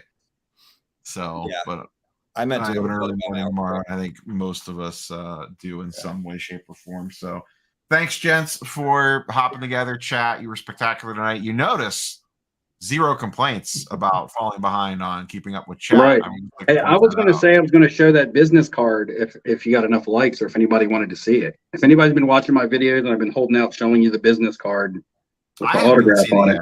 I didn't even see it because you got it after we split up. Oh, you didn't see it? You didn't see it in the picture or anything? No, I haven't seen it yet. It's just a business, just an old, tattered, beat-up business card. It's not even a business card of anybody famous. Do you want to show it or not? If not, you can show it backstage if you want to save it for your video. No, I'll show it because people who hung around this long in the live stream can see it, and then I will. I'll still put it in the video. Huh? Jason called you out there, Neo. For what? Yeah, it's not hard to handle chat when you don't respond to. There's a glare. Anyway, on the front of this business card is an autograph. Lou Alcindor. He seems important. It's signed to Lou Alcindor. So I don't know. It looks like it's running off there a little bit, Steve. That's all right. Everybody's jeez. But everybody was getting their Kareem Abdul-Jabbar autographs at the show, and they had to actually pay extra to get the name Kareem on there. Yep. This is he'll never sign this name again, I bet you, even if you paid him to. So I just thought that was a cool, unique pickup to add.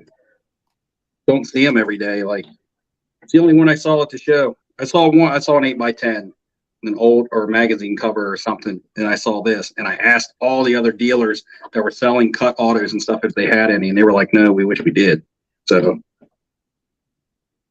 I thought that was Chat was not ignored Cards and Comics. I'm just not like Dustin where I have to pull up every little single. Oh, no, not every.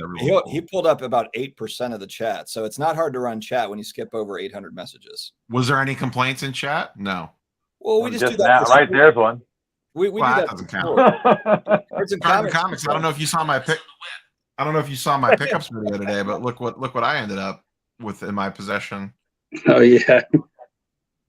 He walked up to me with this, and I was like, not out of my price range, and then I ended up with it anyway. Trigger Finger doesn't sign his Trigger Finger. He signs as Darth Finger with his Darth Vader mask. All right, gentlemen, I'm ending this. Otherwise, we'll just keep going well into the night, and we're all tired. Let's ignore the chat some more and go off. All right. I will. That's right. All right, boys and girls, we will catch you on the next one. Go check out Sports Car Dad and his 75 sponsorships. I'm sure he's got some new ones for his post-national. Check out Corporate Steve. He's completely flipped the script on us. He is working for the man now. I saw him get all sorts of I saw you get all sorts of influencer privileges this week. Don't even talk about it. You got I didn't collect anything. What are you talking about? Lines, you got corporate badges. You thought Steve I haven't seen his interview yet. Look, just because everybody that I got to give to Mark, my giveaway winner, decided they wanted to give me something too. It's not my fault. That. We all know. That should be an example for everybody. Make sure you reach out to your sponsor and make sure you're there when they give it to them, so they'll give you one too. We went back to Mr. Minty, and he went to give me another. We walked by Mr. Minty again, and he went to give me another kit. And I was like, dude, you gave it to me already. He was like, no, I didn't. I said, yeah, you were really busy and working, but your assistant handed me two. Corporate Steve's Pro. I gave it back to him. I said, I'm not going to take it. Did I, Mike? Yep. I said, you already gave it to me. He goes, really? I did? I don't even remember. I saw that kid on your eBay page. What are you talking about? Which kid? Kit. I saw that Mr. kid on your eBay page. You already Oh, no, I haven't opened yet. I know. You sold it sealed. I saw. And Dustin gave me the hat. Corporate Steve. You got the badge and everything. Michael Ham got me the badge. Yeah, I got him the badge. See, it's all about having the right friends. Then I don't have to do anything myself. I just Steve use does you the guys. You know giveaways why? so that 'Cause he you can get- influence them. everything else is given to him. Yeah. I get all the good friends, so Hey, they hey, just hey, give everything to me. hey, there's a good saying: "Who you know is where you go." That's It's all about that, you're, baby. You're not wrong there. That's for sure. One on that one before we give people content to hit pieces with. Later, everybody. Reaction videos. See ya. Yep, for days.